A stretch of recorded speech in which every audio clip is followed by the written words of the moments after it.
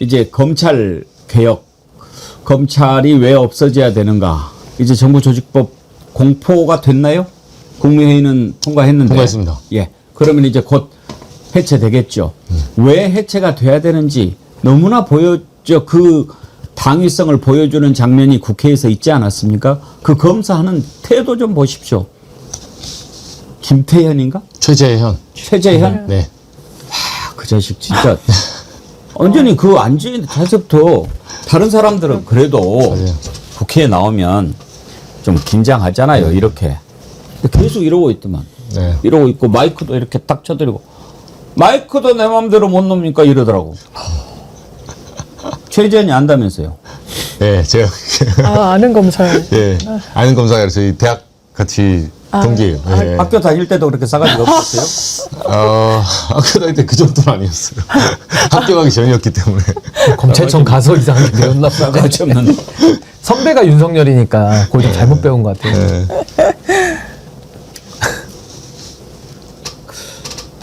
지금 보여주는 태도 보면 그래 너 같은 놈들 때문에 검찰이 욕먹는 거지 그런 생각 우리가 하지요.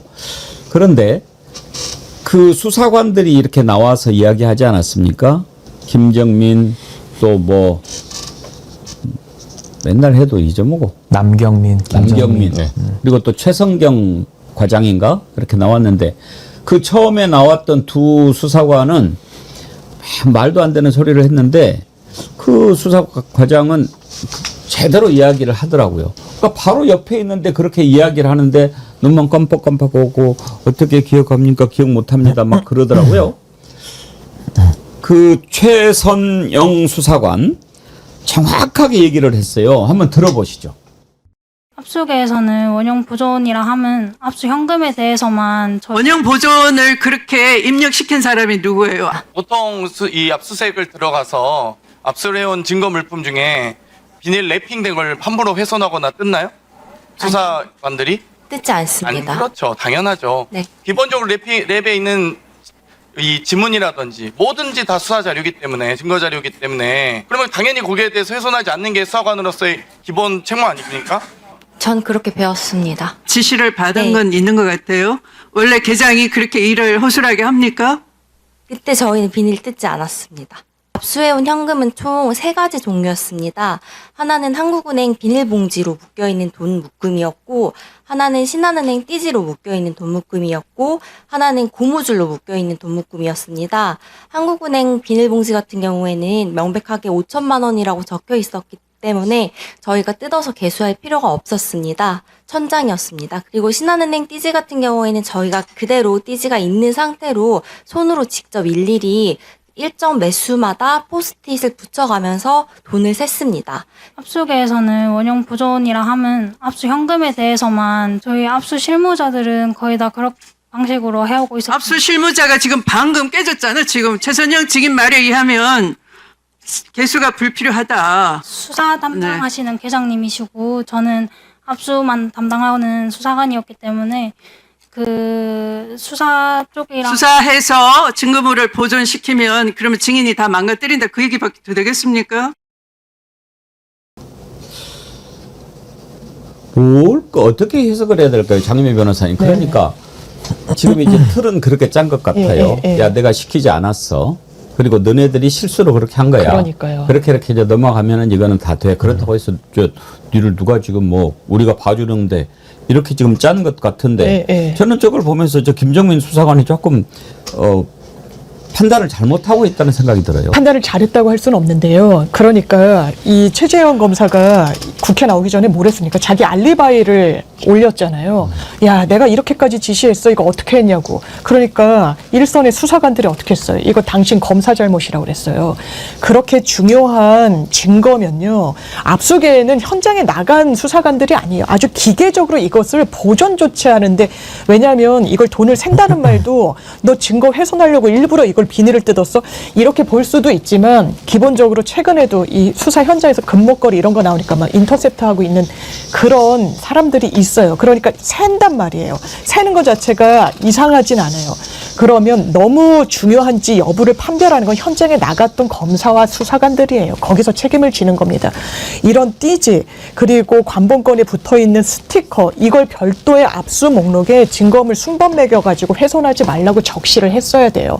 그게 기본인데 최재형 검사 그거 했습니까? 안 했어요. 그리고 내보낼 때 지침을 구체적으로 줘야 돼요. 이거는 훼손하면 안 되고 보존을 그대로 해야 된다. 그런 지침은 못 받았다는 거잖아요. 그런 내부 지침이 있음에도 불구하고 그러면서 얘네가 망쳤네, 훼손했네, 구겼네, 없앴네, 나는 몰랐네. 어떻게 담당 검사가 이런 비겁한 변명을 합니까? 아래 어떻게 보면 입사한 지 얼마 되지도 않는 그런 수사관들한테 책임을 온전히 떠넘기면서 아니요, 그거는 담당 수사관 그리고 그 담당 검사 그리고 부장, 차장 다 책임져야 되는 사안입니다. 근데 저는 일단 이 사건 자체에 대해서 이게 뭐 분실이냐 아니면 고의적인 은폐 훼손이냐 이제 요게 핵심 아니겠습니까? 예. 그렇다면 고의라 그러면 누가 지시했냐 누가 몸통이냐 이거 찾아가야 되는 건데 제가 그 진실에 대해서는 수사의 영역에 맡겨 놓더라도 이게 너무 이해 안 되는 부분이 많습니다. 그게 뭐냐면 이 사안 자체가 건진 사안이에요. 그러면 중요 인물 아니겠습니까? 첫 번째. 그렇죠. 그리고 두 번째는 분실이든 은폐든 그건 밝혀져야 되는데 그 이유 사정을 한번 보면요. 너무 이상합니다. 일단은 저 김정민 수사관은 제가 보니까 1년 차라고 하니까 검찰 들어온 지 얼마 안 된 것 같아요. 예. 그러면 검찰 수사관 시험 요즘 굉장히 어렵거든요. 다 암기해서 시험 봅니다. 그러니까 머리 좋은 사람들이에요. 근데 최선영 수사관 정확하게 돈 매수까지 다 기억하거든요. 예. 세 종류까지 다 기억합니다. 근데 본인만 기억을 못한다? 저 굉장히 의도적인 거짓말로 일단 보는 게 전 맞다고 봅니다. 거짓말. 그리고 두 번째는 이 최재형 검사의 문제가 심각한데요. 만약에 본인이 지시를 내렸는데 수사관이 잘못을 해서 분실로 저걸 훼손했다? 아니 그러면 거기에 대해서 보고를 해야죠. 근데 전혀 사후 보고하지 않았습니다. 그리고 인수인계 때 그 넘겨줬냐? 인수인계 때 넘겨주지도 않고 팀원들에게만 얘기했다고 했는데 그 후임 검사가 와가지고 3달 동안 그 내용을 모르다가 4월달이 돼서야 알게 됩니다. 그것도 외부에 제보가 돼가지고. 그러니까 이렇게 보면 이 공직생활 해보신 분들은 아시겠습니다만은 보고를 안 하잖아요. 보고를 안 하면 전적으로 본인이 책임을 지는 겁니다. 그래서 저는 최재형 검사는 보고를 안 했다라는 그 부분 자체가 이해도 안 되거니와 모든 책임을 그럼 본인이 다 지셔야 되는 것이고 저는 저게 과연 실수로 커뮤니케이션의 미스로 저걸 다 분실했고 김정민 수사관이 기억도 안 난다? 그걸 누가 믿겠습니까? 전 저거는 통신 기록이나 관련자들 수사를 해보면 전 저거는 금방 밝힐 수 있는 사안이다. 전 그렇게 봅니다. 정필성님, 거짓말의 목소리는 지저분하고 진실의 목소리는 참으로 청명합니다. 우리가 그대로 느끼잖아요. 김박박디라라님, 기억도 안 나고 눈도 안 보이는데 공무원 시험 합격 어떻게 했나 싶습니다. 수사관들, 검사들 온 요양원 보내서 썩은 과일 먹여야겠습니다. 저렇게 하면 국민들이 믿어줄 거야, 믿을 거야 이렇게 생각했다고 저는 보지 않습니다. 마음속에 그게 있는 거예요. 우리가 그렇다면 그런 거지 무슨 말이 많아. 아직도 그런 생각하고 있는 거 아니겠어요? 맞습니다. 저는 저 청문회 이제 입법청문회 보면서 아까 신 변호사님하고 이제 말씀하신 거 딱 하나가 제가 가장 인상 깊게 봤는데 그럴 수 있어요. 그러니까 100번 양보해서 뭐 압수한 그 물품을 뭐 압수해서 영치기에 넘어가면서 이걸 뜯을 수도 있고 뭐 신입이 들어와서 잘못할 수 있습니다. 중요한 건 후속 조치인데 지금 최재형 검사가 본인 알리바이도 올렸지만 본인은 지금 이게 의도적인 은폐가 아니다. 이제 이 부분에서 싸우려고 하는 것 같아요. 이건 의도적인 은폐가 아니다. 이렇게 주장을 하는 거고 본인은 이제 서영교 의원한테 그렇게 대답했지만 사실 이거는 우리가 의도적으로 한 거 아니다라는 것도 본인 주장이에요. 그걸 따져보기 위해서 지금 수사가 필요하다 이렇게 얘기를 하는 거거든요. 근데 본인이 거기서 아니라고 해서 아닌 게 되는 게 아니거든요. 그리고 두 번째는 설사 의도적이지 아니어도 그러면 이런 중차대한 사건을 지금 실수를 했잖아요. 그럼 일단 사과하고 고개를 숙여야죠. 그리고 본인이 부하 직원에 비해서 내가 총체적으로 책임질 테니까 어떠어떠하다 이렇게 얘기를 해야 되는데 그 얘기는 안 했지만 의원들이 물어보니까 이러더라고요. 제 책임이고 제가 책임을 느끼고 있다. 이렇게 말하는데 그 뒷단에는 이게 숨겨져 있는 것 같아요. So what? 그래서 어떻게 책임질래? 그러면 예를 들면 그 검찰청법이나 나와 있잖아요. 요 정도 실수에 대해서 뭐 감봉 맞을게요. 지금 요 정도 얘기하는 것 같아요. 본인은 내가 잘못했고 그래서 뭐 나 사과는 못하겠어. 그냥 징계 맞으면 되지. 사실 이 소리 하는 거예요, 사실. 근데 그거를 입법청문회에서 했다. 사람들은 그렇게 보지 않습니다, 지금. 그리고 본인이 말하는 실수도 실수인지 아직 안 밝혀졌어요. 이게 만약에 의도적 은폐면 이분은 이제 아까 그때 백경정이 말한 대로 이분들을 체포할 수도 있는 거예요. 이제는 이제 범죄로 넘어가는 거죠. 그러니까 그런 태도 자체가 이 검사들의 특유의 오만함이 이제 표출된 그런 장면. 그리고 저는 하나만 더 설명드리면 저 김정민 수사관은 의도적으로 좀 기억이 안 난다고. 그러니까 예. 저것만은 기억은 자기가 하면 안 되는 무슨 이유가 있는 것 같아서 그건 저는 수사를 해봐야 된다는 거고 우리가 과실과 고의 사이에 미필적 고의라는 것도 있습니다. 그러니까 그렇게 될 줄 알면서도 그냥 감수하겠다라고 하는 걸 이제 우리가 미필적 고의 얘기를 하는 건데 저는 저 최재형 검사 같은 경우는 보고를 일부러 누락한 건 맞습니다. 최소 최재형 검사의 주장을 인정하더라도 1월 9일인가요? 그 수사관을 질책했다라고 하는 그 바로 보고를 들어갔었어야죠. 그렇죠. 안 했거든요. 예. 그 보고 누락이 됐으니까 상부에서는 알 수가 없었겠죠. 거기서 한번 은폐가 나오고요. 두 번째, 저게 만약에 독자 제공의 형태로 외부의 언론에 안 알려졌다면 우리는 이걸 알 수가 없는 겁니다. 밖에서. 그 국민들은 이걸 따질 수가 없겠죠. 모르니까 못 따지겠죠. 그렇게 은폐를 하는 겁니다. 그래서 저는 최재형 검사 입장에서는 보고를 안 했다. 그리고 국민들이 알 수 없게 만들었다. 이 두 가지만 놓고 봐도 저분은 뭐 저는 범죄 혐의가 충분히 성립하고도 남는다. 저 그렇게 봅니다. 김정민 수사관 검찰 사무직 합격했을 때 참 기뻤겠죠. 부모님도 매우 기뻐하셨을 거고. 공무원 요즘에 되는 게 얼마나 힘들겠습니까? 그런데 그 기뻐하고 왜 좋아하셨겠습니까? 우리 딸이 이제 나라의 녹을 받으면서 정말 공직자가 돼서 국민들을 잘 섬기는 그런 공무원 되기를 바라면서 기뻐하신 것 아니겠습니까? 이건 범죄 행위입니다. 범죄 행위에 가담하면 안 됩니다. 지금이라도 진실을 밝히고 지금 이제부터 시작했잖아요. 얼마 안 됐잖아요. 제대로 공직자 생활을 해야지요. 김정민 수사관이 저런 태도를 보이니까 요 며칠 이런 루머가 돌았어요. 이제 막 요즘에 그 신상을 턴다고 그러잖아요. 김정민이 저렇게 막 눈 깜빡깜빡하면서 거짓말 하니까 사람들이 찾아봤어요. 그랬는데 김정민이라고 하는 이름이 통일교 재단이 운영하는 선문대학교 신학과 출신이다. 이런 얘기가 한때 나돌았습니다. 선문대, 통일교가 운영하는 대학교죠. 문선명의 문선 합쳐가지고 선문대학교입니다. 근데 거기 신학과는 완전히 통일교 그 교리를 주입시키는 그런 데죠. 그래서 김정민 수사관이 선문대 신학과 나와가지고 완전히 통일교 핵심인데 그래서 건진법사 관본권 이거를 은폐하려고 한 거 아닌가? 그런 의혹이 제기가 됐는데요. 최혁진 의원이 그걸 또 직접 물어보더라고요. 근데 아니라고 답하던데 아마 그건 동명이인인 것 같기도 합니다. 그 장면 한번 보실까요? 그 혹시 그 선문대학교 신학과 나왔습니까? 처음 들어보는. 처음 들어보는 거예요? 아니에요? 선문대학교 신학과 아닙니다. 나온 거 아니에요? 네. 예. 아니 제가 제보를 받기를 우리 그 검찰에도 통일교 관계자들이 이래저래 들어가 있어가지고 이 사건 관련해서 역할을 하고 있다라는 제보를 받았는데 여러분들 중에 누굴까 싶어가지고 일단 질문을 했습니다. 한번 뭐 제가 계속 찾아보겠습니다. 건진하고 통일교가 긴밀한 사이니까. 예. 일단 뭐 직접 물어봤는데 아니라고 하니까 저것까지 거짓말하지는 않겠죠. 그렇죠. 설마 저기서 예. 이미 저건 위증에 이제 포함되기 때문에 금방 확인할 수 있으니까 저거까지는 아닌데 통일교하고 지금 연관성이 좀 석연찮은 부분이 많긴 해요. 예. 특히 저 사건 같은 경우는 지금 2018년 당시에 이제 자유한국당 시절이죠. 그 자금을 조사하다가 관본권은 2022년 거였잖아요. 그러니까 이제 띠지를 떼고 2018년 거에 돈을 포함시키면 이걸 엮을 수 있겠다. 이렇게 볼 수도 있거든요. 그럼 최소한 윤석열은 빠져나가니까요.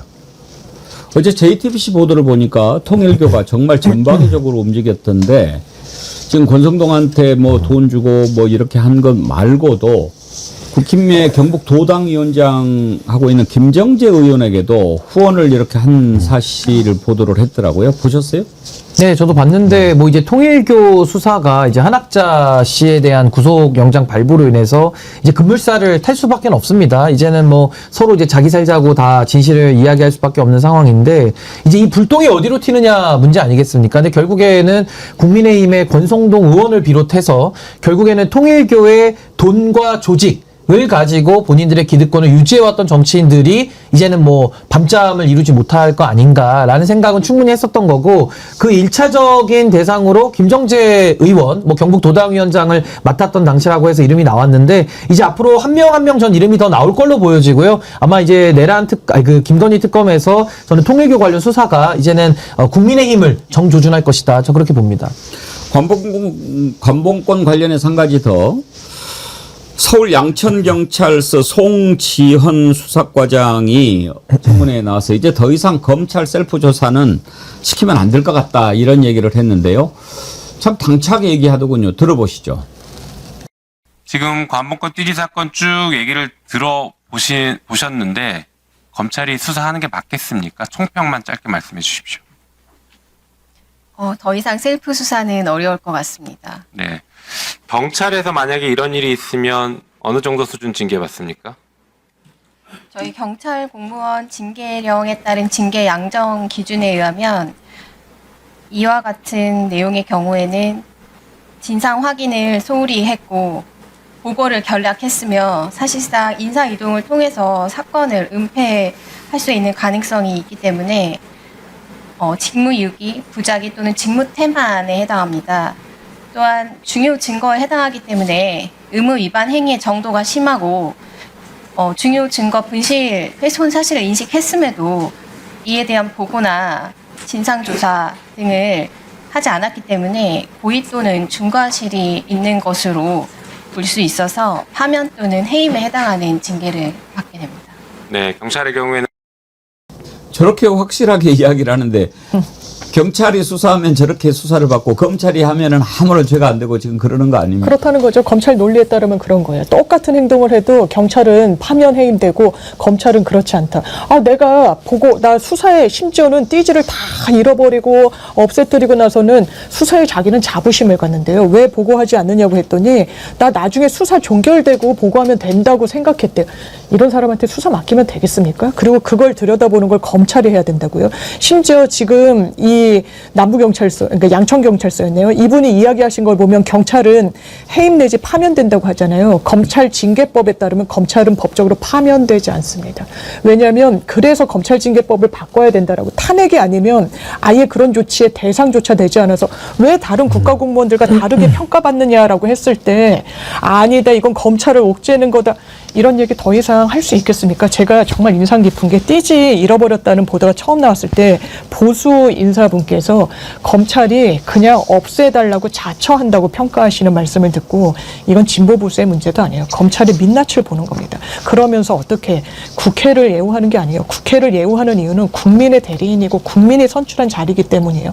거기에서 어떻게 이런 오만방자한 최소한의 자기 반성도 없습니까? 이게 자기 항변에는 도움이 됩니까? 검찰에는 도움이 됩니까? 아니요. 자기가 국회 나와서 그런 행태를 보임으로 인해서 검찰 동료들의 얼굴에 먹칠을 하고 들어간 겁니다. 근데 이게 그러니까 검찰이 뭐 해체를 당하게 된 그 자업자득을 분석해 보면 저는 뭐 일반화의 오류를 저는 이렇게 쉽게 하고 싶지는 않은데 좀 조심스럽긴 한데 결국에는 최재형 검사 같은 사람이 나오잖아요. 뭐 저런 사람이 한둘이 아니고.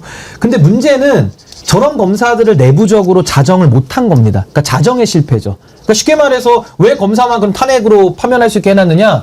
준 사법기관의 독립성을 줬던 거예요. 근데 그 독립성을 가지고 지금 마치 지기현이나 조이대가 하듯이 자기들을 위해서 썼거든요. 그러니까 이제는 해체를 당해도 싼 것이고 동료 검사들도 저걸 가지고 오히려 검사들이 화를 더 내야 되는데 검사들이 침묵하니까 그 운명인 것이고, 제가 하나만 더 말씀드리면 그렇다고 해서 우리가 그럼 경찰은 선이고 검사들은 다 악당이냐? 전 이 부분에 대해서는 우리가 조금은 감정을 내려놓을 필요가 있다. 그래서 경찰에는요, 이철규, 윤재옥, 그리고 이만희 등등등 많이 있기 때문에 저는 경찰과 검찰이 서로 견제와 균형과 감시하는 체제가 반드시 필요하다. 저 그 말씀을 꼭 드리고 싶습니다. 예.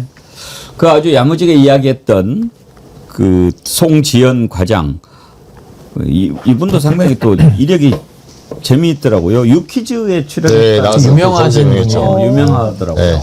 근데 이제 막 이렇게 누구야 사람들이 찾아보잖아요. 봤더니 원래 꿈이 화가였고 대학교에서 미술을 전공했는데 외국 항공사 승무원도 했는데 승무원 생활을 하다가 동생이 보던 헌법책을 비행기에서 읽다가 너무 재미있어가지고 사법시험을 준비했는데 독학사와 학점은행으로 필요한 학점을 다 취득하고 사법시험 1, 2차를 한꺼번에 통과를 했다는 거예요. 야, 동차 3년 만에 합격은 합격을 진짜 했다는데. 진짜 대단합니다. 대단한 거죠. 동차 합격은 진짜 천재만 한다고 막 이러죠. 동시 합격. 네. 장유미 변호사님 동시 합격 안 했어요? 저는 아닙니다. 천재가 아니라서. 로스쿨은 동차가 없어요. 저희는 학벌 시험을 보기 때문에. 야.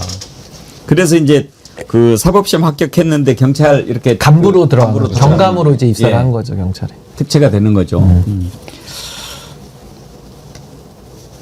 우리 그 이정주 기자님이 취재를 그동안 열심히 했다고 그러는데 또 뭐 취재해서 들려줄 게 있습니까? 아니 저는 이 통일교. 예. 네, 결국은 관본권 문제도 저 끝단으로 가면 지금 통일교 관련된 문제잖아요. 예.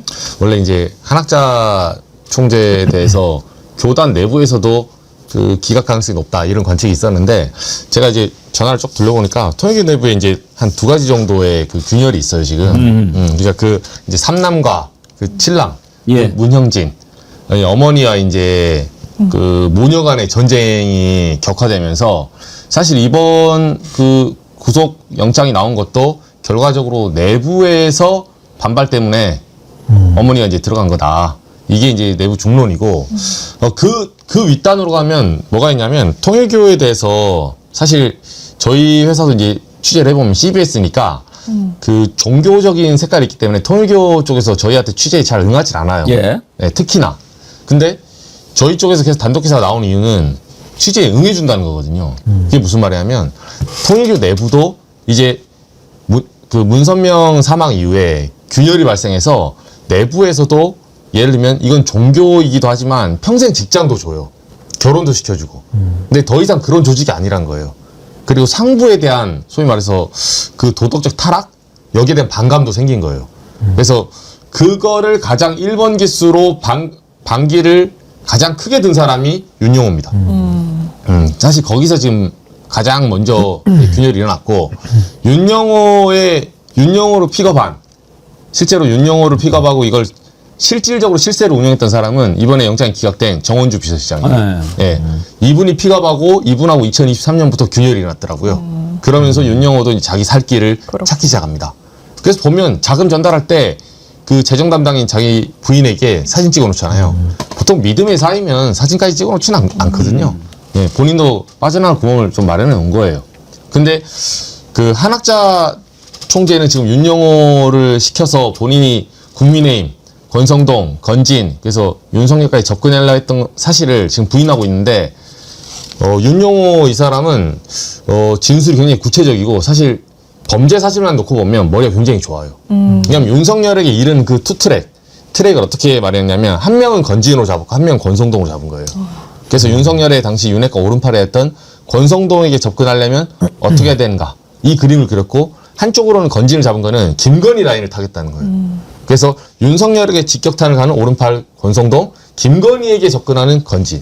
이 투 트랙을 접근했고, 뭐 이건 조금 이상한 말이긴 한데, 결과적으로는 그 트랙은 맞았습니다. 예. 이게 이제 범죄 사실로 끝나서 그랬지, 결과적으로 접근 방식은 그 윤영호의 전략은 맞아 떨어졌어요. 그랬기 때문에 독대가 가능했던 거예요. 결국 윤석열도 한학자를 만나게 된 거죠. 당시 인수위 시절에. 통이동에서 만난 것도 그걸 성사시켰잖아요. 윤영호는 내부에서는 굉장히 능력을 인정받는 사람이었어요. 네. 근데 그 사람이 이제 돌아서면서 그 사람을 적으로 만들면서 통일교 전체 수사가 쫙 퍼지고 있다. 지금 이제 통일교 한학자가 구속이 되면서 일본에서도 상당히 좀 큰 관심을 불러일으키더라고요. 일본은 지금 지난번에 아베 총리 암살 때 그 아베를 살해했던 젊은 범인이 어머니가 통일교 신자인데 현금을 너무 많이 갖다가 바쳐가지고 그것 때문에 이제 아베가 통일교를 옹호하니까 아베를 암살했다 이렇게 진술하지 않았습니까? 그래서 이제 통일교 해산에 관한 재판이 일본에서 진행 중이기 때문에 큰 관심을 모으고 있는데 우리는 지금 통일교가 이렇게 깊숙하게 국민의힘에 깊이 개입됐다 하는 것을 다 알게 됐지 않습니까? 권성동 그렇죠. 김건희 그렇죠. 또 김정재 그렇죠. 이렇게 이제 나오고 있는데 통일교 지금까지 밝혀진 것만 해도 12만 명이 당원으로 가입해가지고 이렇게 선거에 움직였다라고 하니까 그때 국힘에서 맨 처음 내놓은 논리가 우리가 500만 당원이다. 국민 5천만 명에 뭐 10분의 1이 500만이니까 그러면은 그 논리로 따져보면은 통일교 신자가 120만 명이니까 12만 명. 이건 산수로 당연한 거 아니냐 이렇게 이야기를 했어요. 이게 이제 말이 안 된다고 자기들도 생각했는지 이제 와서는 아니 종교의 자유를 갖고 있으면은 들어오는데 누가 들어온들 무슨 상관이냐 이렇게 얘기를 합니다. 이게 말이 된다고 보십니까? 신은규 대표님, 집단적으로 한꺼번에 들어와서 그 선거에 개입하려고 하는 의도가 명백하다면 죄가 안 됩니까? 우선은 입당을 강요하면 정당법에 입당 강요죄가 성립이 되고요. 그리고 정치 자금이 오고 갔다면 정치자금법, 그리고 경선을 방해했다라면 공직선거법이나 이제 업무방해죄 형법상 이제 이런 것들이 성립이 되는 건데 제가 예를 들어 드리면요. 주식 투자는 범죄가 아닙니다. 근데 주가 조작은 범죄예요. 여론 조사는 죄가 안 됩니다. 근데 여론 조작은 범죄거든요. 그러니까 여기서 얘기하는 게 뭐냐면 의도성을 말하는 겁니다. 그러니까 범죄의 범위를 가지고 일부러 조작을 들어갔다. 그럼 범죄가 되는 거거든요. 그러니까 지금 국민의힘의 해설은 뭐냐면은 묻지도 않은 걸 그냥 일반론을 얘기하고 있는 거예요. 그래서 뭐 그 말도 맞는데 지금 본인들이 저질렀다라고 의심받는 범죄의 혐의에 대한 올바른 항변은 아니다. 이 말씀을 먼저 드리는 거고 이게 지금 통일교와의 유착이 상당히 오래 지속되어 왔는데요. 대선 경선 윤석열이 후보가 되는 과정에서도 지금 통일교가 당원들을 넣었다는 거고 홍준표의 증언에 의하면 종교 지배 정당이 됐다는 겁니다. 그러니까 교주의 힘이 됐다는 건데 거기에 이제 뭐 신천지, 전광훈 얘기까지 하고 있습니다. 그렇다면 2021년 10월로 우리가 되돌아가면요. 그때 당대표가 이준석 의원인데 그때 1,000원짜리 당비 납부 당원 제도를 만듭니다. 그렇게 해서 원래는 3달 동안 3,000원, 3,000원을 내야지 선거권을 얻는데 1,000원, 한 달만 당비를 내도 선거권을 부여해 버렸거든요. 그렇다면 그 조직적인 당 대표의 결정과는 이게 관련성이 없을까? 이런 의심이 가능한 겁니다. 그래서 만약에 이것도 똑같아요. 통일교도 지금 해산 위기에 온 것은 이게 일탈이 아니라 한학자라는 당 그 총재가 관여됐기 때문에 지금 조직적으로 보는 것이고 만약에 국민의힘도 당시 당대표였던 이준석 의원의 그 당비납부 당원이라는 그 시건장치를 열어주는 그 행위와도 이게 통일교가 연관이 있다면은 이거 국민의힘은 위헌정당 해산 사유가 차고도 넘치는 겁니다. 그래서 전 이 부분까지도 열어놓고 반드시 수사가 이루어져야 된다. 전 그렇게 봅니다. 그러니까요. 장미 변호사님, 네. 내란 가담뿐만 아니라 맞습니다. 정치와 종교는 분리된다. 우리 헌법이 분명히 규정하고 네. 있지 않습니까? 이거 어긴 것도 위헌정당 해산 사유 아닌가요? 당연하죠. 민주적 기본 질서에 위배되는 게 정당 해산의 사유고요. 통진당 해산 봤을 때는 이 사람들이 실질적으로 물리력 행사로까지 나아가지도 못했어요. 이 비밀 회동 같은 걸 갖고 거기에 대해서 모의했던 부분이 그래도 너무 심하다. 이건 정당으로 존속할 수 없다라는 판단을 헌재가 내렸었던 겁니다. 저는 개인적으로 국민의힘은 그 수위를 이미 훨씬 뛰어넘었다라고 생각합니다. 개헌 국면에서도 헌재를 때려 부수겠다고 하는 현역 의원한테 징계의 지읒도 꺼내지 못했던 정당이에요. 지금도 그 연장선상에서 이야기를 하고 있습니다. 그러면서 뭐 통일교 신자가 몇만인데 10%니까 그게 자연스럽다. 그렇게 자연스러우면 왜 수사를 막아서고 그렇게 물리력으로 저항을 했습니까? 그 이후에도 잘못된 압수수색이라고 왜 그랬습니까? 어차피 자연스러운 숫자가 나올 텐데요. 뭐가 두려워서 그렇게 했는지 묻지가 않을 수도 없고 이런 민주적 기본 질서라는 건 기본적으로 정교 분리 원칙이 왜 나왔겠어요? 종교 지도자가 굉장히 장악력이 높은데 거기에 정치까지 관여하게 되면 사람들의 민주적인 정말 기본 질서가 완전 와해되는 거예요. 그 어떤 문제의식을 헌법 속에 녹여낸 건데 그걸 반박하려고 종교 탄압이라고 이야기를 한다고요? 어떻게 강제로 매집하는 게 종교 탄압입니까? 강제로 매집하는 거 그 행위가 종교 탄압이면 탄압에 해당하겠죠. 신적 궤변으로 일변하고 있으면서 자기 반성의 최소한도 보여주지 못하고 있다. 이게 해산 사유인 거죠. 아니 그리고 저는 종교 탄압 얘기 나올 때마다 참 어처구니가 없는 게 누가 예배 못 보게 했습니까? 그리고 뭐 기도 못 하게 했습니까? 아니 그런 논리로 본인들의 범죄 혐의를 피하자고 하면요. 아니 그럼 전 국민들이 다 신학대 가죠. 그 다 목사되고 다 종교인 돼가지고 범죄 수사망 다 피하는 거 아니겠습니까? 그러니까 저 종교 탄압이라는 것도 정확하게 종교 탄압을 할 때 써야 그것도 종교 탄압이 되지, 아무 때나 종교 탄압을 노래 부르면요, 이거 진짜 양치기 소년 돼가지고 나중에 진짜 종교 탄압 당할 때 탄압이라는 소리 못 듣습니다. 진짜 아무 때나 쓰면 되는 그런 말이 아닌 겁니다 지금. 예. 윤석열이 신천지 도움을 받아서 대선 치른 거, 그것은 어느 정도 알려졌는데 이렇게 통일교가 깊숙이 개입했다는 거 이제 조금씩 드러나고 있습니다. 그러면은 통일교, 신천지 여기에 대해서 또 열심히 해주지, 천공이니 건진이니 뭐 말도 안 되는 또 점쟁이들은 왜 또 같이 섞여가지고 그러는지 이런 것들이 좀 다 드러나야지요. 너희만 검찰 문 닫는데 네 도와줬잖아 이렇게 욕먹는 것보다는 차라리 저를 쫓아내 주세요. 그래야 제가 먹고 살기도 좋아요. 지금 그러는 거 아닙니까? 정부조직법을 개정해서 검찰청을 공소청으로 바꾸면 검찰총장이라는 자리는 없어지는 거예요. 헌법은 나와 있는데 밑에 있는 실정법의 법률 단계에서는 그 자리가 없어지는 거예요. 이 문제 때문에 위헌법률 심판이 들어가서 헌법재판소에서 결정을 내리면 어떤 식으로 결론이 날지 잘 모르겠어요. 검찰총장, 각 군의 참모총장, 국립대 총장 등의 임명이 국무회의 심의 대상이다. 그러면 동일선상에서 국립대 총장이 헌법기관인가? 최재형 검사라든지 박성용 검사라든지 그 검찰 수사관들 그런 모습들을 봤을 때 이 끓어오르는 분노를 아마 많은 국민들이 그렇게 느끼고 있는 상황이라서 이 여론 관리를 또 국회가 어떻게 할 것인지도 한번 우리가 생각해 봐야 되겠습니다. 바로 저 윤석열 때문에 대한민국에서 이제 검찰청이라고 하는 조직이 사라지게 되는 겁니다.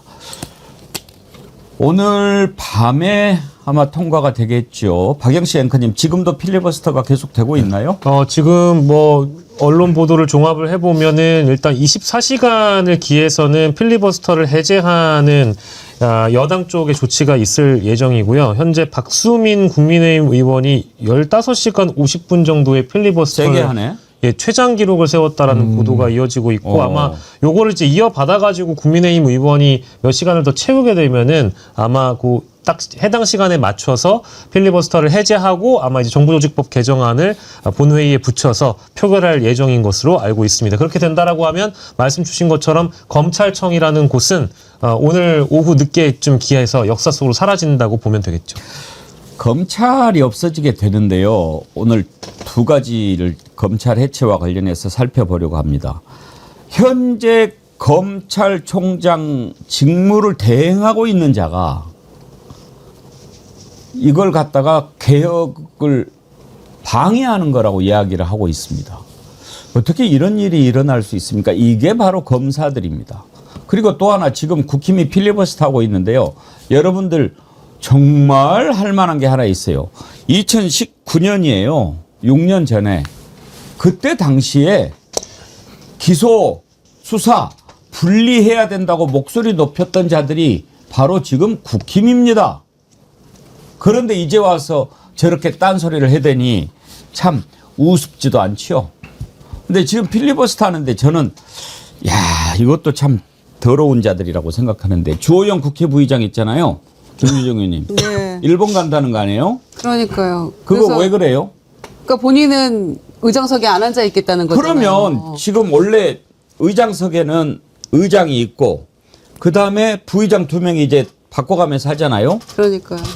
필리버스터는 지네들이 하고 그거 지키고 있는 것은 국회의장하고 민주당 부의장한테 맡기고, 그러면은 그 의장하고 부의장은 무슨 죄입니까?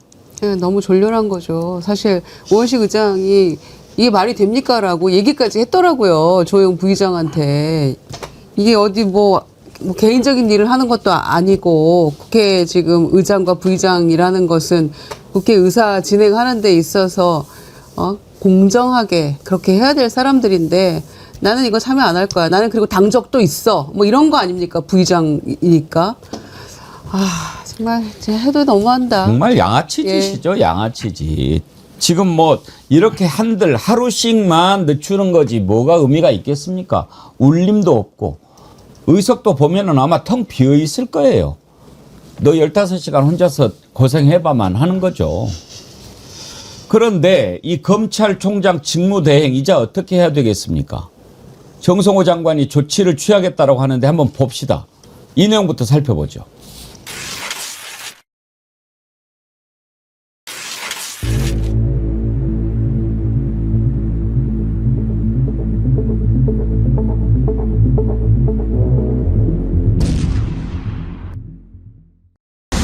그렇습니다. 그럼 헌법에 명시되어 있는 검찰이 법률에 의해서 지금 개명당할 위기에 놓였습니다. 하지만 이 모든 것이 우리 검찰의 잘못에 기인한 것이기 때문에 저희들 그 점에 대해서는 깊이 반성하고 있습니다. 그리고 또 향후에 검찰 개혁 방향에 대해서 세부적인 방향이 진행될 것인데 그 세부적인 방향은 국민들 입장에서 설계가 되었으면 하는 바람입니다. 예. 그리고 보안수사권 존폐 논란도 예상이 되는데 좀 입장이 있으신지요? 예, 그것도 충분히 앞으로 진행되는 과정에서 저희 검찰도 입장을 내도록 그렇게 하겠습니다.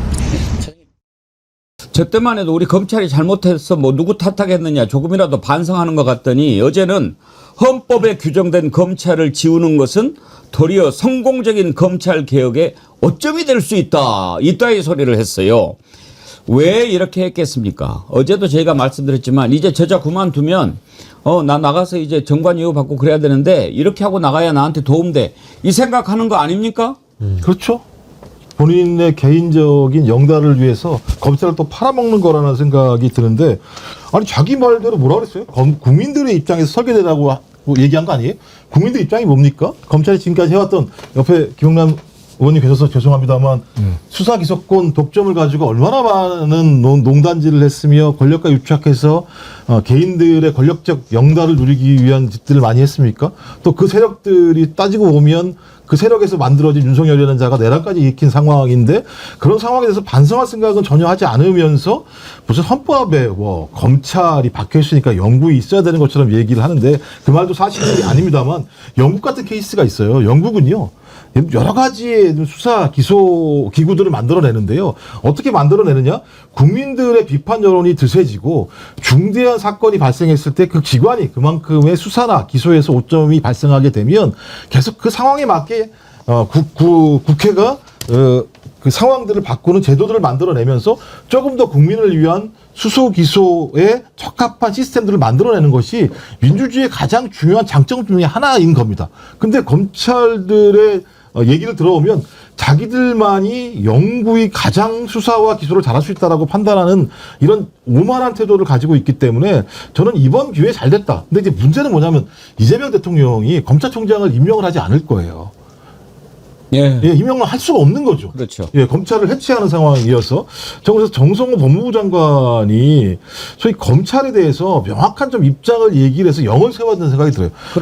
법무부 장관은 와서 상당히 예를 들면 애매모호한 태도를 보이는 것 같고 검찰총장 권한대행은 나와서 거의 대놓고 입법부와 국민이 요구하고 있는 수사기소권 분리에 대해서 반박하는 입장들을 내는 상황 자체는 어찌 보면 개혁 과정에 대한 어떤 그 개혁을 막아내는 세력들의 어떤 준동들을 더 강화할 수 있는 측면이 있기 때문에 저는 정성호 법무부 장관이 좀 기존의 태도와는 다른 명확한 입장들을 가지고 기울할 필요가 있다는 생각이 듭니다. 지금 노만석 저자는요. 내가 차라리 여기에서 이렇게 있으면서 너 임마 네가 있는데 검찰 문 닫는데 네 도와줬잖아 이렇게 욕먹는 것보다는 차라리 저를 쫓아내 주세요. 그래야 제가 먹고 살기 더 좋아요. 지금 그러는 거 아닙니까? 정성호 장관 국회에서 답변한 내용 들어보시죠. 저는 뭐 검찰에서 개혁을 반대한다고 얘기하는데 저나 저희 법무부의 입장은 분명히 말씀드렸습니다. 뭐 공청과 네, 저희도 뭐 대검 차장이 검찰 개혁에 반대하는 입장이 있다고 생각하지는 않습니다. 분명하게 본인도 과거 검찰권의 오남용에 대해서 깊은 반성을 하고 있다는 얘기를 했고요. 저는 뭐 그냥 개인적인 소견을 얘기한 정도에 불과한 거라고 생각합니다. 네. 네, 일단 그게 저는 뭐 검찰의 전체 입장들, 검찰의 집단적 의견이라고 생각하지는 않습니다. 노만석 대검 차장이 헌법에 규정된 검찰을 지우는 건 오점이다 이렇게 표현했습니다. 오점이 아니고 개혁인 거잖아요. 그러면 개혁은 누가 초래한 겁니까? 근데 그걸 오점이라고 망언을 하고 있는데 그건 단순히 개인적 의견에 그치지는 않습니다. 제가 볼 때는 조직에 대한 반란을 유도하는 것이죠. 엄정하게 기강을 잡아주시기를 당부드리겠습니다. 네, 노만석 차장의 해당 발언은 저도 뭐 부적절하다고 느끼고 있고요. 네. 어떠한 조치가 적절한지는 좀 연구해서 좀 보고 네. 드리도록 하겠습니다. 부탁드리겠습니다. 김용남 의원님, 조치가 네. 어떤 게 있을 수 있나요? 뭐가 있나요? 해임? 검사 징계법에 의한 징계 절차는 있습니다만 글쎄요, 뭐 징계 절차가 진행될 것 같지는 않아요. 인사를 할 수는 있겠죠. 뭐 인사가 너 저쪽으로 가능하죠. 가, 뭐 이렇게. 그거야 가능하죠. 네. 예, 예. 근데 저렇게 지금 어찌됐든 검찰총장 직무를 대행하고 있는 검찰의 제일 높은 자리에 있는 자 아닙니까? 그런데 지금 저런 식으로 나오면 인사조치라도 해야 되지 않겠습니까? 근데 제가 뭐 이 분위기를 좀 깨는 것 같아서 죄송한 생각은 듭니다만. 깨세요. 예. 예. 저게 무슨 문제가 있냐면 우리 헌법에 뭐 검사라는 단어는 여러 번 등장하죠. 뭐 영장 청구권이나 그리고 검찰청이 공소청으로 바뀐다고 해서 검사라는 그 직책 자체가 없어지는 건 아니기 때문에 그 부분은 문제가 없어요. 예. 그리고 검사의 직접 수사권을 폐지하는 것도 저는 헌법적으로는 문제가 안 된다고 생각합니다. 그러니까 직접 수사를 허용할 거냐 허용하지 않을 거냐는 입법 사항이에요. 그럼 헌법에 규정되어 있는 내용은 아니기 때문에 법률을 개정하면 수사권을 없앨 수도 있고 그런 뭐 위헌의 문제는 전혀 안 생기는데 우리 헌법에 보면 검찰총장의 임명에 관한 조문이 나옵니다. 검찰총장의 임명은 국무회의의 의결을 요하도록 그 헌법 규정이 나와 있어요. 근데 검찰총장은 이제 검찰청의 최고 수장을 검찰총장으로 부르는 거잖아요. 근데 정부조직법을 개정해서 검찰청을 공소청으로 바꾸면 공소청의 최고 수장은 공소청장이 돼야겠죠. 예. 그러면 헌법에 규정된 검찰총장이라는 그 자리는 없어지는 거예요. 헌법은 나와 있는데 우리 헌법 밑에 있는 실정법의 법률 단계에서는 그 자리가 없어지는 거예요. 정부조직법 개정으로 인해서. 그러면 이 헌법과의 충돌 문제를 어떻게 해결할 거냐. 대단히 이제 법률가적인 사고입니다만 이거는 그 해결이 잘 안 될 것 같아요. 그 얘기를 지적한 것으로 보여요, 저는. 그러니까 나중에 모르겠습니다. 뭐 어떻게 진행될지 모르겠습니다만 이번에 이제 곧 통과될 정부조직법과 관련해서 이 문제 때문에 위헌법률 심판이 들어가서 헌법재판소에서 결정을 내리면 어떤 식으로 결론이 날지 잘 모르겠어요. 근데 헌법기관이라 하면 이렇게 둔다, 뭐 이렇게 구성한다, 이렇게 되는 게 헌법기관 아니겠습니까? 네. 그런데 헌법에 그 직책이 들어있다는 것만으로 그걸 헌법기관이라고 볼 수 있느냐 하는 것은 좀 다른 문제가 아닐까 싶은데요. 아니, 그러니까 일단 검사라는 직책은 없앨 수는 없어요. 예. 그거는 이제 영장 청구권은 검사에게 있으니까. 그러면 검사가 있는 조직의 장을 검찰총장으로 헌법에서는 규정을 해놨단 말이죠. 근데 검찰총장을 없애는 게 그럼 헌법적으로 문제가 없느냐? 그러니까 공소청으로 이름을 바꾸면서 공소청의 그 기관의 최고 우두머리에 있는 사람을 검찰총장으로 부른다고 하면 헌법과의 충돌 문제는 해결할 수 있을 것 같은데 공소청의 최고 수장을 검찰총장으로 부른 건 좀 이상하잖아요. 그 문제는 법리적으로는 분명히 문제가 될 것 같아요. 검찰총장이라고 하는 직책이 헌법에 명시돼 있으니까 이걸 헌법기관으로 봐야 되느냐 하는 것에 관해서도 좀 학설이 대립되기는 하더라고요. 예, 저는 조금 논란의 여지가 있을 것 같아요. 어떤 점에서 논란의 여지가 있냐면, 그러니까 별 문제가 없을 거라는 생각이 저는 든다는 말씀이에요. 예. 왜냐면은 헌법에 이제 그 노만석 대행은 뭐라고 얘기를 하냐. 헌법에 명시된 검찰이라는 그 단어, 그게 법에 의해서 지금 없어질 그런 위기에 처해 있다. 뭐 이런 식으로 표현을 했고, 또 하나는 이제 보안 수사권 자체는 검찰의 권한이 아니고 의무이다. 이런 또 얘기까지를 했어요. 이제 그런 점에서 헌법상 검찰이 이제 헌법기관이다라는 주장을 하고 있는데 헌법기관이 아니라는 거죠. 지금 민주당이나 정부에서는. 그거는 왜냐면은 검찰은 검찰청 법에 의해서 규정된 조직이기 때문에 다만 헌법에 검찰총장이라는 게 한 번 나오는데 검찰총장, 각 군의 참모총장, 국립대 총장 등의 임명이 국무회의 심의 대상이다. 라고 하는 그 대목에서 검찰총장이 한 번 나오거든요. 그러면 동일선상에서 국립대 총장이 헌법기관인가라고 저희가 반문해 볼 수 있다고 저는 생각해요. 그런 점에서 헌법기관이라고 주장하는 것은 조금 어폐가 있지 않나. 요 검찰총장이 심의 대상이라는 요게 하나에 걸린다는 것만으로 헌법기관이라고 주장하는 건 어폐가 있다. 제 생각은 그렇습니다. 나중에 또 뭐 헌재에 가서 따져볼 사람이 있을 수도 있겠죠, 이거. 어차피 이제 뭐 이것도 지금 위헌 소송 청구를 했죠?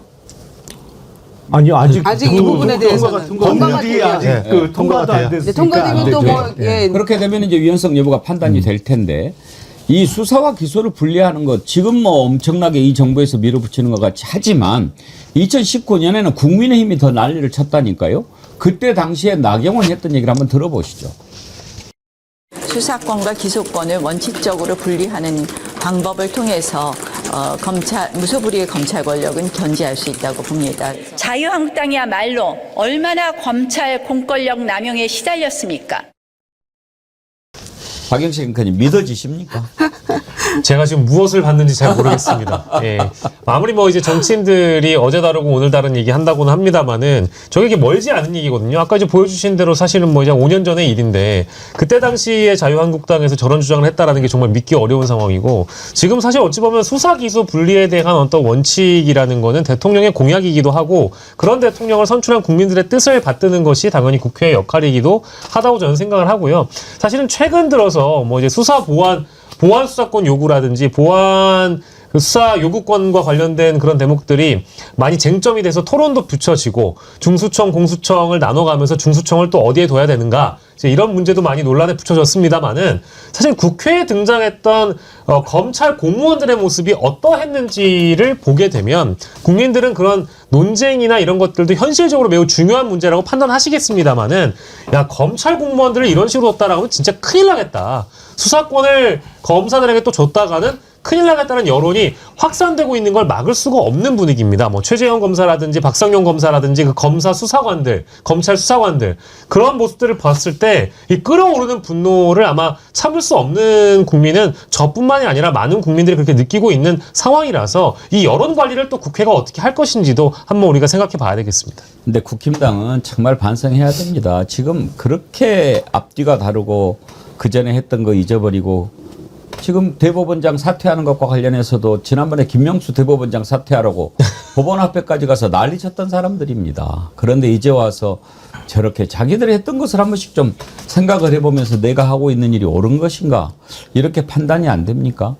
검찰이 해체가 되는데 검사들 우리가 지금 최근에 보고 있지 않습니까? 관복권 띠지 했을 때 그때 당시 했던 자들 그다음에 이화영 부지사 술자리 했던 것 그 검사들 와가지고 어떤 행동을 하는지 뭐라고 거짓말을 해야 되는지 다 알잖아요. 최근에는 이런 일이 있더라고요. 엄희준 지금 광주 고검 검사인데 인천지검의 부천지청장이었어요. 그런데 쿠팡 일용직 노동자 퇴직금 미지급 사건과 관련해서 주인 검사를 불러가지고 야야야 이거 무혐의 처리해 이렇게 해가지고 무혐의 처리를 지시를 했어요. 그렇게 하니까 이번에 그 수사를 했던 검사가 지청장하고 차장을 고발했죠. 공수처에. 어떻게 이제는 이런 거를 콩가루 집안이라고 하죠. 지금 이런 상황이 됐습니다. 좀 제가 이런 경우는 듣도 보도 못했는데 김용남 의원님 네. 검찰이 저런 적이 있었어요? 검사가 상급자를 고발한 적이? 그러니까 정확하게는 진정을 냈다고 하더라고요. 예. 그러니까 뭐 기억에 잘 없는데요. 그러니까 이거는 중간에 그 부장검사가 당시 부천지청장을 상대로 직권남용 등 혐의로 그 진정을 낸 건데 갈등이 어마어마하게 컸었나 봐요. 근데 그 지청장이 수사검사를 불러서 아예 결론을 이렇게 뭐 이건 무혐의, 이건 구약식 이렇게 하는 거는 그런 경우도 거의 없고 그렇게 하면 안 되는 거죠. 근데 문제는 중간에 있는 결재권자인 부장검사는 그거에 크게 반발을 했던 게 틀림없어 보여요. 그러니까 진정까지 냈겠죠. 그러니까 제가 보기엔 기본적으로 사건의 흐름상은 당시 부천지청장이 잘못한 게 명백해 보여요. 이 어미준이라고 하는 자 얼굴도 한번 볼 겸 김용민 의원이 법사위에서 했던 발언 한번 들어보시죠. 증인 밑에 있던 부장검사가 증인과 차장에 대해서 직권남용 허위 공문서로 수사 의뢰를 했습니다. 이거 이례적인 일 아닌가요? 허위 사실에 기한 진정이라고 말씀드립니다. 부장검사를 패싱하고 왜 주임검사 의견 듣고 무혐의 하도록 했어요? 부장에게 문의할지 아니면 주임검사한테 문의할지는 지청장이 적절한 방법으로 선택할 수 있다고 생각하고요. 자세한 증거관계를 듣고 싶어서 가장 사건 내용을 잘 아는 주임검사에게 법리만 되면 처벌하려고 있고 근로자들의 법리가 되니까 지금 주임검사가 주임부장이 지금 기소해야 된다고 한 거 아닙니까? 근데 저 사건은 되게 중대한 사건일 수밖에 없는데 이제 쿠팡이어서 그런 건데요. 그러니까 고용노동부가 이거 문제가 있다라고 얘기를 한 거였었고 예. 그다음에 담당 검사가 이거 기소해야 된다고 얘기를 했었던 거였는데 담당 검사가 바뀌고 난 다음에 보름인가 후에 지청장이 불러가지고 무혐의하라고 얘기했는데 이 쿠팡이 어떤 회사냐. 윤석열 정부에 있는 용산에 있는 참모들이 회전문 인사가 벌어졌던 거예요. 예를 들면 거기에 있었던 이사가 용산의 비서관으로 들어가고 또 용산에 있었던 대통령실에 있는 인물이 여기에 또 임원으로 가는 일들이 벌어졌거든요. 전 그렇다면 쿠팡 문제와 관련해서 이 어미준 지청장이 직접 담당 검사를 불러서 무혐의라고 얘기한 건 어미준 개인의 판단인가 아니면 저희 대통령실에서 하명한 내용들을 집행한 것이 아닌가라고 하는 의문점이 들기 때문에 이건 권력형 수사의 전형적인 내용일 수도 있다라는 판단, 우리가 의혹을 가질 수밖에 없는 측면들이 있어서 매우 중요하고요. 저 사례는 우리가 왜 검찰의 수사와 기소권을 분리해야 하고 검찰청을 해체해야만 하는지를 갖다가 가장 극명하게 보여주는 내용일 수밖에 없다는 생각이 들기 때문에 저는 저거 적극적인 수사를 해서 근본적인 원인이 어떤 거였는지 그리고 실제적으로 대통령실에서 어미준 검사에게 어떤 하명이 있었는지까지 명백히 밝혀내야 되는 매우 중대한 사건 중에 하나라고 생각이 들어요. 지금요 검사 판사 썩었다는 거 우리가 진작부터 다 얘기 나왔지만 막 드러나고 있어요. 저런 것도 지금 과연 쿠팡으로부터 무슨 부탁을 받았는지 이런 것도 조사하면 나오겠지요. 공수처 좀 똑바로 좀 했으면 좋겠는데 또 김인택 창원지법 부장판사가 이번에 국정감사 증인으로 신청이 됐는데 이 김인택은 면세품을 부당하게 구매하고 밀수 혐의를 받고 있는 그런 상황이에요, 박영식 앵커님. 네, 김인택 그 면세품 창원지법 부장판사가 대기업 면세점으로 제가 알고 있는데요. 200만 원 상당의 명품 면세품을 할인받아서 대리 구매를 했다는 의혹이고요. 이게 2025년 4월하고 2월에 두 차례에 걸쳐서 여권 사진을 면세점 직원에게 제시해서 톰 브라운 남성용 바람막이 재킷 그리고 여성용 스카프 이 두 가지를 80% 이상 할인된 가격으로 구매를 했는데 실제 결제는 일부만 된 거고 나머지 금액은 이제 타인의 신용카드로 결제가 됐다라는 의혹입니다. 네. 그리고 이제 김 판사가 인천공항 면세점 인도장에서 당연히 그 명품을 수령을 하게 되는 거고요. 처음에는 이제 그 사실관계를 부인하고 그런 그 면세품을 받은 사실이 없다라고 부인을 했다가 그 이후에 면세점 팀장의 제안으로 재고 처분 차원에서 코트 두 벌을 구매하기 위해 여권 사진을 전달했다. 이런 이제 말도 안 되는 해명을 하다가 결국에는 이제 오늘자 속보를 보니까 그 공수처 쪽에서 수사에 직접 들어간 것 같아요. 그래서 현직 판사인 이 판사의 주거지를 압수수색했다라는 게 오늘자 20분 전에 속보로 떴습니다. 이런 거 갈취 아닙니까? 예, 뭐 이게 좀 그러니까 예를 들면 판사부터 검사까지 저희가 얘기했듯이 그러니까 사법 카르텔이라는 것이 존재한다. 그러니까 사법 카르텔이라고 하는 건 아주 견고한 성을 쌓는 것이고 그 견고한 성 안에 있는 사람들은 뭘 해도 상관이 없다라는 것들을 좀 극명하게 보여주는 태도인 거잖아요. 말씀하신 것처럼 부장 검사가 이거 기소해야 됩니다라고 의견을 제기했는데 지청장이 거꾸로 검사 불러가지고 아니야라고 얘기하고 있고 검사는 어떻게 할 바를 몰라가지고 부장 검사한테 이거 어떻게 해야 됩니까라고 물어보는 사태가 벌어지고 또 판사는 저렇게 예를 들면 자기의 권한을 가지고 여러 가지 나쁜 행동들을 벌이는 이유는 사법부가 얼마나 무너져 버렸는가라고 하는 것을 분명히 보여주고 있는 이런 상황이기 때문에 이게 뭐야 답답함밖에 없다.